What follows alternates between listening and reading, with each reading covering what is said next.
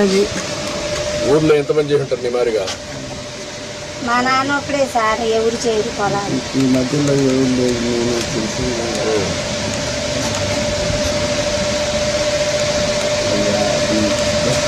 ఇల్లు కట్టించేస్తాను చెప్పాను కదా. కట్టేసేయాలి సార్. మన పార్టీ వరకైనా మనకి నేను వచ్చాను కదా ఇక్కడికి, కట్టమంటాను.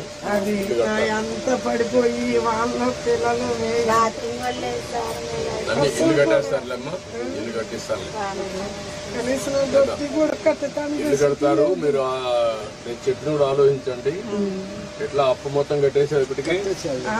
అదేగా బాకీ అయిపోతే బాకీ అంతా అయిపోయిందా? నేను మాట్లాడతాను ఏం చేయాలి, మీ ఇద్దరు చదువులు కానీ ఎట్లా చేయాలి ఎన్ని చెప్తాను, మీకు గైడ్ చేస్తాను. నాకు కూడా మోకాళ్ళ నొప్పులు వచ్చిందన్న, అసలు బాగోట్లేదు. ఆయన కూడా చేయలేకపోతున్నాడు. ఈ పిల్ల నేను కూడా అమ్మా నేనేమంటానంటే మోకాళ్ళ నొప్పులున్నా కూర్చొని చేసే పని. అమ్మాయి కూరగాయల వ్యాపారం చేస్తుంది, ఆ పనికి నువ్వు సహాయం చేసావు అనుకో, నువ్వు నేర్చుకోని కొద్దిగా. అప్పుడు ఏమవుతుందంటే నీ ఆలోచన కూడా ఉంటుంది, పని చేసి చిన్న చిన్న పనులు చేస్తాను. ఆ బండి మీద కొద్దిగా చిన్నగా కూర్చొని కూరగాయలు అమ్ముకుంటున్నాను.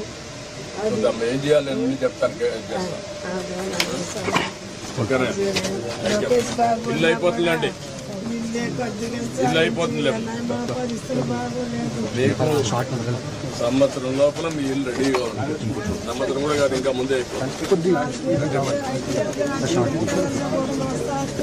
అవసరం లేదమ్మా, నేను కట్టించేస్తాను, ఇల్లు కట్టించేస్తాను.